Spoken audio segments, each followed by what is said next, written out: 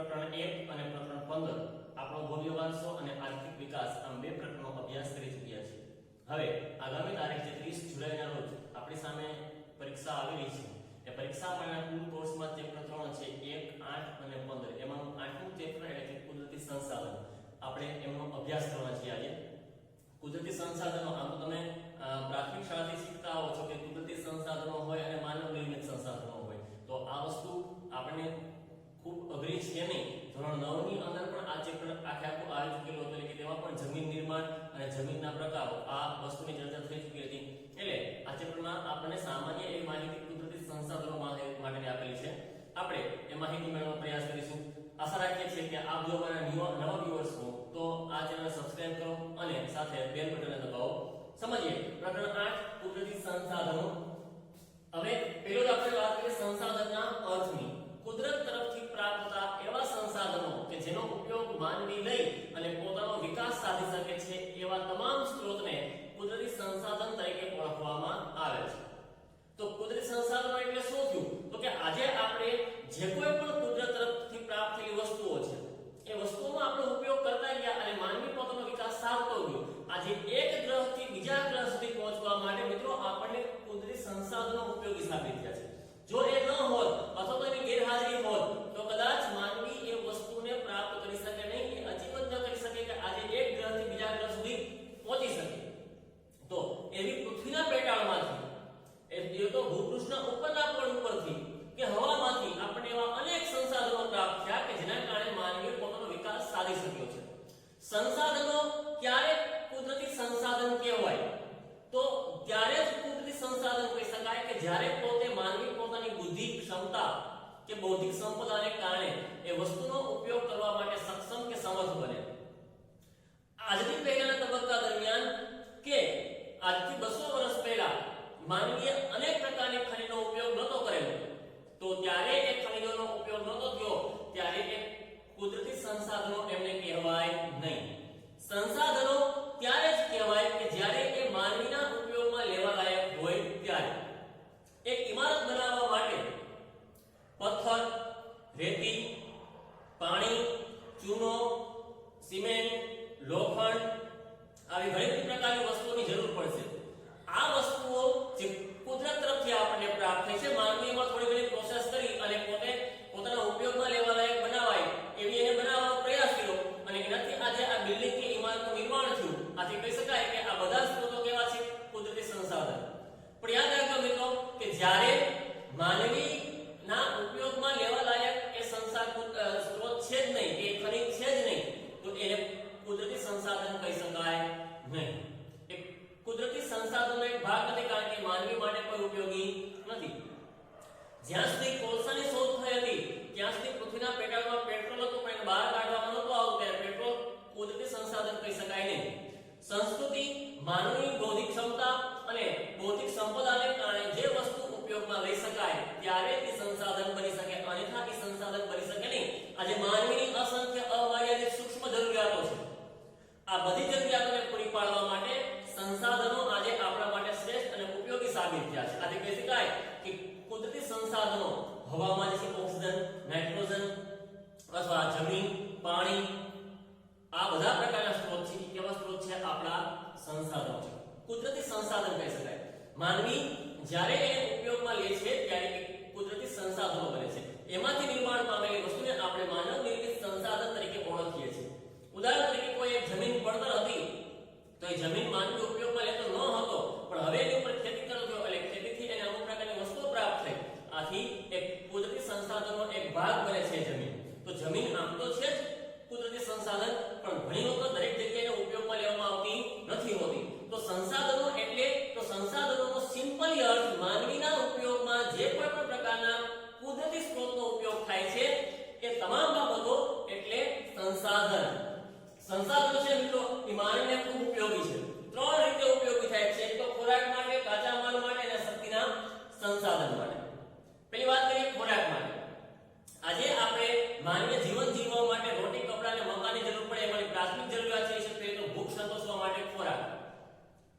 આજે આપણને અનાજ, દૂધ, કઠોળ, શાકભાજી આવી અનેક પ્રકારની વસ્તુઓ આપણે ખોરાકમાં ઉપયોગમાં લઈએ છીએ। તો આમાંથી આપણને અનાજ પ્રાપ્ત થાય છે, ઘેટા બકરા જે છે એમાંથી આપણને માંસ મટન પ્રાપ્ત થાય છે. સમુદ્રમાં રહેલી દરિયાઈ માછલીઓમાંથી આપણને મત્સ્ય થકી માછલીઓનો ખોરાક તરીકે આપણે ઉપયોગ કરીએ છીએ. પણ ફળ ફળાદી આજે વૃક્ષો વનસ્પતિમાંથી મળતા ફળ ફળાદી એનો આપણે ખોરાક માટે ઉપયોગ કરીએ છીએ. એ સંસાધનો છે ને એ માનવીને ખોરાક આપે છે. વિચાર કરો મિત્રો કે જો આ સંસાધનો ન હોત તો જો એ સંસાધનો ન હોત તો કદાચ માનવીનું અસ્તિત્વ જ આ પૃથ્વી ઉપર ન હોત. કારણ કે ખોરાક એ માનવીની પ્રાથમિક જરૂરિયાત છે અને આપણને ખોરાક કોણ પૂરો પાડે છે? તો આજે ખોરાક પૂરો પાડનારા 70% સ્ત્રોત છે કુદરત તરફથી પ્રાપ્ત થયેલા. જે માનવીએ પોતાના ખોરાકમાં ઉપયોગમાં લેવા માટે ખેતી કરે છે, ખેતીમાંથી અનાજ ઉગાડે છે, અનાજનો ઉપયોગ ખોરાક માટે કરે છે. દરિયામાં જે છે એ દરિયાઈ જીવસૃષ્ટિ તરીકે માછલી છે, પણ દરિયામાં માછલી ક્યારે છે? જ્યારે દરિયો છે ત્યારે. દરિયો ક્યારે છે? જ્યારે કુદરત છે ત્યારે. તો અહીં મત્સ્યનો ઉપયોગ કરવામાં આવતો હોય, ફળ ફળાદી કે શાકભાજીનો ઉપયોગ કરવામાં આવતો હોય તો સંસાધનો માનવીને પહેલી વસ્તુ એ છે કે કાચા ખોરાક માટે ઉપયોગી થાય છે. નંબર 2 કાચા માલ માટે.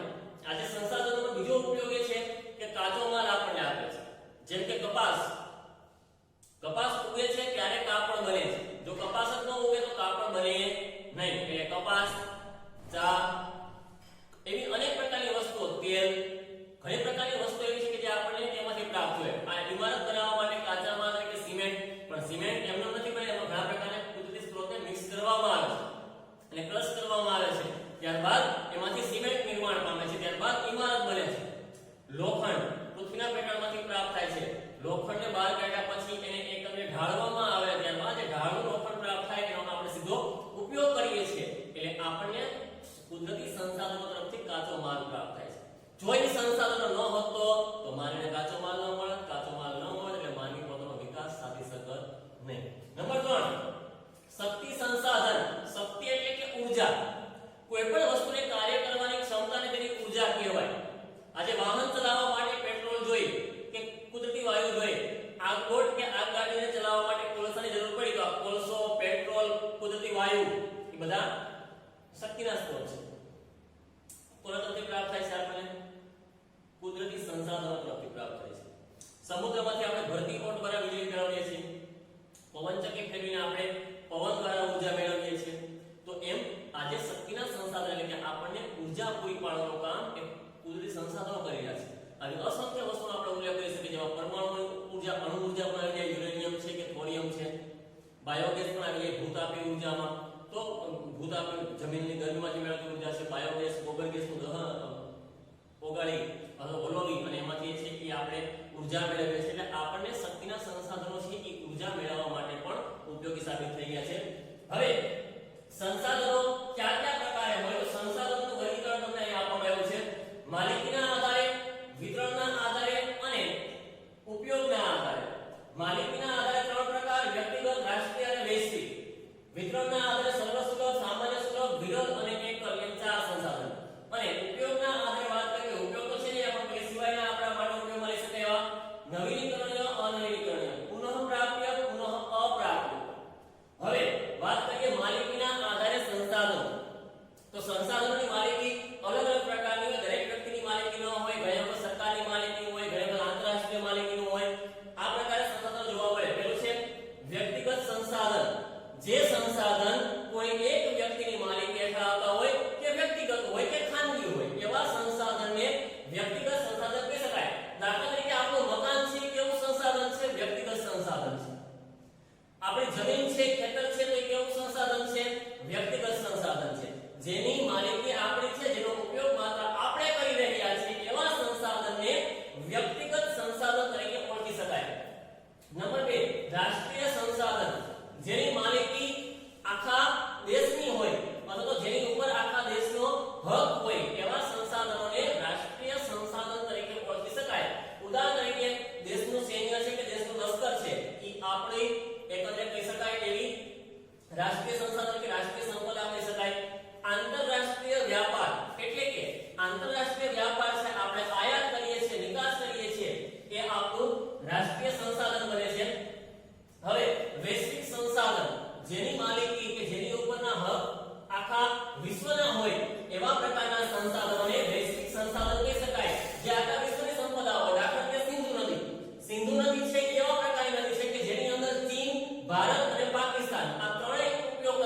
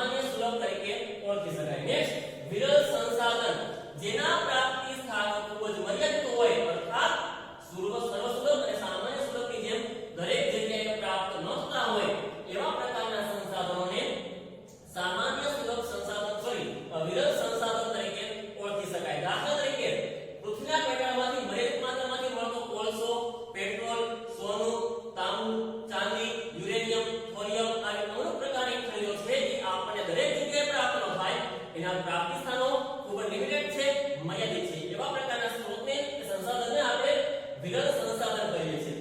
એકલ સંસાધન એટલે શું મિત્રો? તો કે દુનિયાની અંદર કોઈ એક બે જગ્યાએથી જ પ્રાપ્ત થાય એવા પ્રકારના સંસાધનોને એકલ સંસાધન તરીકે કહી શકાય. જેમ કે ક્લોરાઇડ નામની ખનિજ છે એ ગ્રીનલેન્ડમાંથી માત્ર મળે, એન્થ્રેસાઇટ નામનો કોલસો છે એ તમને ઉત્તર અમેરિકા ખંડમાંથી જ માત્ર પ્રાપ્ત થાય. આપણે ઉદાહરણ તરીકે આપી શકીએ સર્પગંધા નામની ઔષધિ છે એ માત્ર ભારતમાંથી પ્રાપ્ત થતી હોય. તો આવી અમુક પ્રકારની વસ્તુઓ જે માત્ર તમને દુનિયાના એકાદ બે સ્થળથી પ્રાપ્ત થતી હોય તો એને કહી શકાય એકલ સંસાધન. આ બધા છે એ વહેંચણીના આધારે કહી શકાય.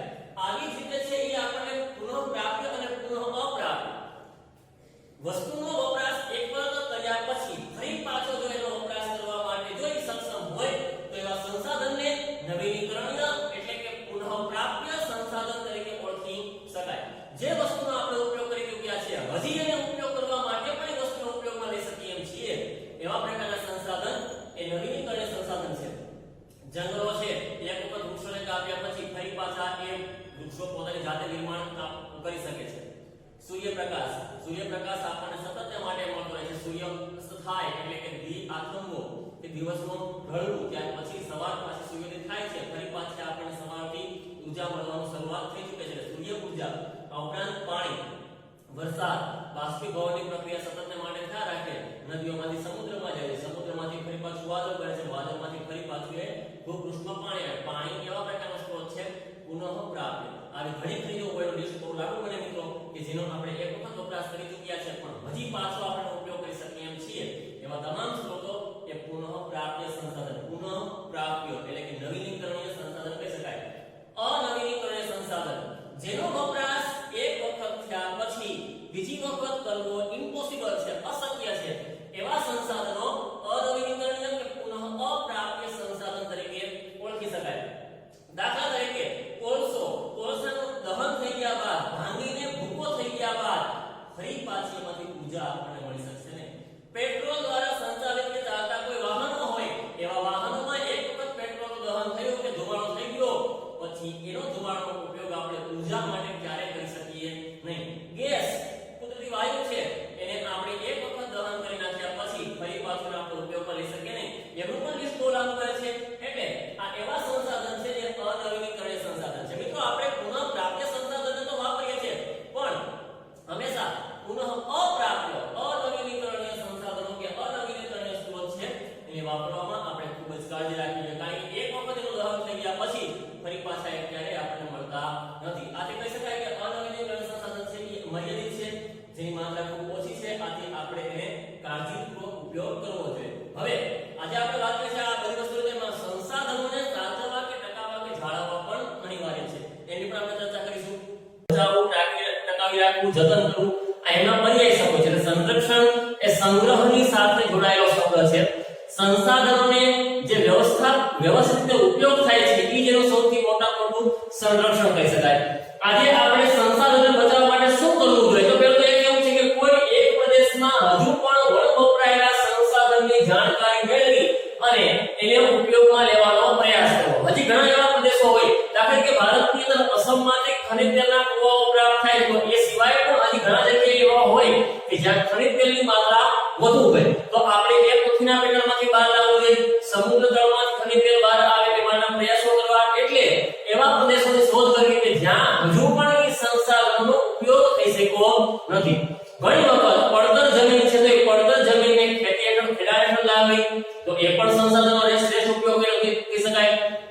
રણ છે તો રણની જમીન કે ઉપયોગી છે નહીં તો ત્યાં વૃક્ષો વાવી અને ઓક્સિજનનું નિર્માણ વધુ માત્રામાં કરી શકાય. તો આને આપણે આ રીતે પણ સંસાધનો વધારો કરી શકીએ છીએ. નંબર 2 અનવીનીકરણીય સંસાધનો વપરાશ વૈજ્ઞાનિક ઢબે કરવો એટલે કે રિસાયકલિંગ. આપણે એને પુનઃચક્ર જેને કહી શકાય, ફરી પાછો ઉપયોગમાં લઈ શકાય, પુનઃ ઉપયોગમાં લઈ શકાય એક તેનો પ્રયાસ કરવાનો પ્રયત્ન કરવો જોઈએ. જેમ કે ઘણા સંસાધનો એવા છે જેમ કે આપણે કોલસો જોઈ ગયા તો કોલસો છે તો કોલસો મર્યાદિત છે તો એનો ઉપયોગ આપણે મર્યાદિત માત્રામાં કરવો જોઈએ. વૈજ્ઞાનિક ઢબે એટલે ગણતરીપૂર્વક કરવો જોઈએ કે પૃથ્વીના પેટાળમાં અનામત જથ્થો ખનિજ કોલસાનો આટલો છે એટલે આટલા ટન છે. આપણે આગામી 25 વર્ષ માટે જો એ ખનિજ કોલસાનો ઉપયોગ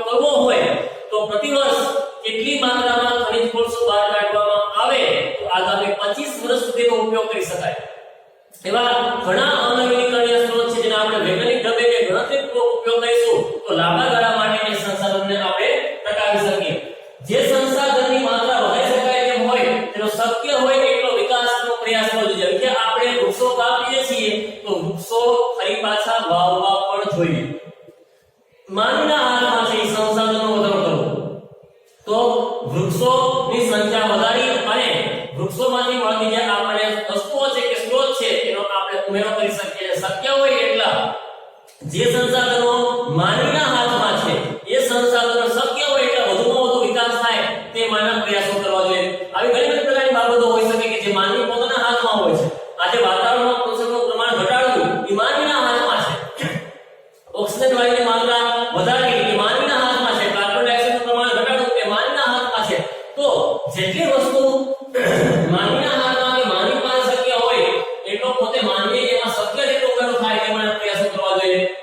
મેં તમને અગાઉ કીધું કે નવી જમીન ખેડા લાવી, તળાવોને પ્રદૂષણથી બચાવવા, તળાવોના પાણીને શુદ્ધ કરવું, આવી અનેક પ્રકારની વસ્તુઓ છે જે આપણા હાથમાં છે, જે આપણે ઉપયોગમાં લઈ શકીએ છીએ, આપણે એનો ઉપયોગ કરીએ છીએ, આપણે એને સાચવીએ છીએ.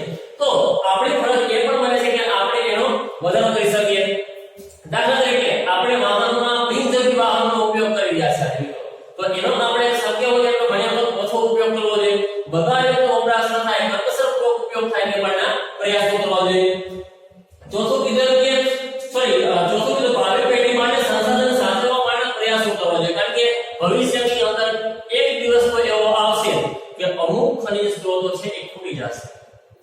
તો આપણે શક્ય હોય એટલો એનો ઓછો ઉપયોગ કરીએ કે ઓછો બગાડ કરીએ તે માટેના પ્રયાસો કરવા જોઈએ. ઘણી વખત તમને કીધું કે આપણે પેટ્રોલ વાહનની બાઇકની જરૂર નથી, હાલીને પણ આપણે જઈ શકીએ, સાયકલ લઈને પણ આપણે જઈ શકીએ. ત્યાં આપણે વાહન લઈને જઈએ છીએ, પેટ્રોલનો ધુમાડો કરીએ. જો આપણે એ પેટ્રોલની બચત કરીએ તો સરવાળે એટલું પેટ્રોલ છે એ બચત થાય, ભવિષ્યમાં એનો ઉપયોગ લેવો જોઈએ. આવું એક નહીં, દેશના અસંખ્ય લોકો સમજે તો આના કારણે આપણે એ સંસાધનોને સાચવી શકીએ છીએ. તો શક્ય હોય એટલું માત્ર આપણે જ આ પૃથ્વી ઉપર જીવન જીવવા માટે આવ્યા નથી કે સંસાધનનો ઉપયોગ કરવા માટે આવ્યા નથી. ભાવિ પેઢીઓ પણ હજી આ પૃથ્વી ઉપર આવવાની છે. એમને પણ ક્યારેક પોતાના વિકાસ માટે સંસાધનોની અનિવાર્યતા હશે, શક્ય તેટલી જરૂર હશે. તો જો એને ત્યારે નહીં મળે તો કદાચ એ પોતાનો વિકાસ ત્યાં અટકી જશે. આવું ન થાય એટલા માટે ભવિષ્યની પેઢી માટે પણ સંસાધનો ઉપલબ્ધ રહે એ માટેના પ્રયાસો કરવા જોઈએ. શું આજે આપણે બધા વસ્તુ કાપી નાખીશું શું થશે? તો ભવિષ્યની પેઢી માટે ઓક્સિજન વાયુ હશે જ નહીં. સરવાળે આ પૃથ્વીનો નાશ થઈ જશે, માનવ જાતનો નાશ થઈ જશે, જીવ જંતુઓ પશુ પક્ષીઓ ટકી જ નહીં શકે. તો શક્ય હોય એટલું આપણે એનો કરકસરપૂર્વક ઉપયોગ કરવો જોઈએ, ઓછી માત્રામાં ઉપયોગ કરવો જોઈએ, જેના કારણે આવનારી પેઢી પણ એનો ઉપયોગ લાંબા સમય માટે કરી શકે. જે સંસાધનો મર્યાદિત છે તેમના વૈકલ્પિક સ્ત્રોતનું નિર્માણ કરવું જોઈએ. એમાં તમે કીધું કે કોલસો મર્યાદિત છે તો હવે કોલસાનો વિકલ્પ મળી ગયો પેટ્રોલ, પણ પેટ્રોલ પણ મર્યાદિત છે તેનો વિકલ્પ મળી ગયો કુદરતી વાયુ. પણ કુદરતી વાયુ પેટ્રોલમાંથી કુદરતી વાયુ છૂટવા પડે છે, પણ પેટ્રોલ જ નહીં હોય તો ગેસ નહીં પ્રાપ્ત થાય. તો એનો વિકલ્પ પણ તૈયાર રાખવો પડશે. પવનચક્કી, સૌર ઉર્જા, બાયોગેસ, ભૂતાપીય ઉર્જા, ભરતી શક્તિ, આ બધા એના વિકલ્પો ઓપ્શન કહેવાય. જો આપણી પાસે સુઈ સ્ત્રોત તૂટી જાય તો પછીના તબક્કામાં પણ આપણી પાસે એવા સંસાધનો કે એવા સ્ત્રોત મળી રહે એ માટેના આપણે પ્રયાસો કરશું. વૈજ્ઞાનિક ઢબે એના આપણે ગોતવાના પ્રયાસ કરીશું, વૈકલ્પિક સ્ત્રોતનું સતત માટે નિર્માણ કરતા રહીશું. તો આપણે એને ફરી પાછી એની ઉર્જાઓ જેમ કે આજે જે છે વીજળી છે તો વીજળી મેળવવા માટે એક કોલસો નથી, તાપ વિદ્યુત મથકમાં કોલસો બાળવામાં વીજળી બને એવું જરૂર નથી. એની જગ્યાએ આપણે ભરતી શક્તિ, ભૂતાપીય ઉર્જા અથવા પાણીમાંથી જળ વિદ્યુત છે એનો ઉપયોગ આપણે કરી શકીએ છીએ, પવનચક્કીનો ઉપયોગ. તો આવું ઘણા બધા લાંબા પ્રકારના લિસ્ટ બનતું હોય કે જેમાંથી આપણે આ વિકલ્પો આપણી પાસે ઉપલબ્ધ હોય છે. આજે આપણે જાણીએ છીએ કે મોટા ભાગના પહેલા જે છે આ ગાડીના કોડ પહોંચતી હતી, હવે સમજ કે સીએનજી સુધી પહોંચી ગયા અને પછી સોલાર પેનલ સુધી આપણે પહોંચીએ છીએ, સોલારથી આપણે વાહનો ચલાવીએ છીએ. તો આ બધા એના વિકલ્પો કહી શકાય. ભવિષ્યમાં એક દિવસ એવો આવશે કે સ્ત્રોત તૂટી જશે તો એના બીજા ઓપ્શન આપણી પાસે હોવા જોઈએ. એ પ્રમાણે આપણે સંસાધનનો ઉપયોગ કરીને સંસાધન લાંબા સમય માટે ટકાવી શકીએ. સંસાધનના સંરક્ષણ માટેના નિયમો બનાવો. જેમ કે આજે કોઈ વ્યક્તિ વૃક્ષ કાપી શકતો નથી, કારખાનામાં વધુ માત્રામાં કાર્બન ડાયોક્સાઇડનું નિર્માણ થતું હોય એના માટે પીયુસી પોલ્યુશન અંડર કંટ્રોલ આના પણ સરકારે નિયમ બનાવ્યા છે. એમ દરેક માટે કડક નિયમો હોવા જોઈએ. કોઈ પણ વ્યક્તિ ખનિજની ચોરી કરી શકે નહીં. પૃથ્વીના પેટાળમાંથી કોઈ પણ પ્રકારની રેતી, માટી, ચૂનો, પથ્થર આવા કોઈ પણ પ્રકારની વસ્તુ સરકારની મંજૂરી વિના જાહેર સ્થળોમાંથી ખોલી શકતો નથી. તો એવા દરેક પ્રકારના નિયમો છે. આવા પ્રકારના નિયમ બનાવવા, બંધારણમાં જે સ્થાન આપવું છે, કોઈ પણ વ્યક્તિ એનો અમલ ન કરતો હોય એની ઉપર કડક કાર્યવાહી કરવી, દંડ પણ ફટકારવો કે સજા પણ આપવાની જોગવાઈ હોવી જોઈએ. તો માનવી સંસાધનને સાચવવા માટેના પ્રયાસ કરશે. આ ઉપરાંત આજે સૌથી વધુ દેશનો પ્રોબ્લેમ હોય તો આપણે તો આ અભ્યાસ કરીએ કે આપણને ખ્યાલ છે, પણ મોટા ભાગના વર્ગો જે નિરક્ષર છે એવા લોકોને સંસાધનને સાચવવા કે બચાવવા માટેના કોઈ પણ પ્રકારના રસ હોતો નથી. તો આવા લોકોમાં જનજાગૃતિનું અભિયાન આપણે ચલાવીશું. આપણે શેરીઓમાં રેલી કાઢીશું, વૃક્ષોને બચાવો જોઈએ, વૃક્ષો તમને બચાવશે, વૃક્ષો આવો, વરસાદ લાવો, પાણી બચાવો, પાણી તમને બચાવશે. આવા અનેક પ્રકારના સ્લોગન લખીને આપણે શેરીમાં શું કરશું? રેલી કાઢીશું. દિવાલો ઉપર આપણે સ્લોગન લખાણ લખીશું. આ ઉપરાંત શાળાની અંદર આપણે કોઈ સંસાધનની બાબતમાં કામ કરતા જે છે એવા અધિકારીઓ હોય એને આપણે બોલાવીશું, એના આપણે વક્તવ્ય ગોઠવીશું. શેરીઓમાં નાટકનું આપણે આયોજન કરીશું. આપણે પેમ્પલેટ વેચીશું. નિબંધ સ્પર્ધા છે, ચિત્ર સ્પર્ધા છે, વક્તૃત્વ સ્પર્ધા છે. આવા અનેક પ્રકારના પ્રયાસો છે જે આપણે લોકોમાં જાગૃતિ કરી શકીએ. આ સિવાય વખતો વખત સરકારે પણ છે કે છાપાઓમાં ન્યૂઝ જાહેર ખબરોમાં એડ આપવી જોઈએ. આ ઉપરાંત ન્યૂઝ ચેનલમાં, ટીવીની અંદર પણ આપણે કઈ જાહેરાત આપવી જોઈએ.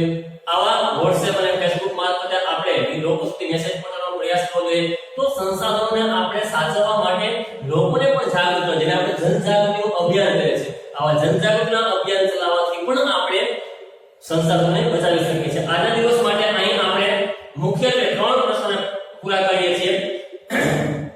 એક છે સંસાધનોના ઉપયોગ, બીજું છે સંસાધનોનું વર્ગીકરણ એટલે કે સંસાધન માલિકીના આધારે, વિતરણના આધારે, ઉપયોગના આધારે, અને ત્રીજું છે એ છે સંસાધનોનું સંરક્ષણ. આ 3 પ્રશ્નો તમારે ફેરબુકની અંદર લખવાના છે. સાથે એક વાક્યનો પ્રશ્ન એ પણ બનાવવાનો છે કે સંસાધનનો અર્થ જણાવો. એ માત્ર એક વાક્યના ઉત્તરમાં તમારે લેવાનું છે. બાકીના 3 પ્રશ્નો છે કે જે પાઠ્યપુસ્તકમાં આપેલા છે સેમ આ પ્રમાણે લખવાના છે. એ આપણે આપણી ફેરબુકની અંદર લખવાના છે. આજનો દિવસ આપણે સમાપ્ત કરીએ છીએ. ધન્યવાદ.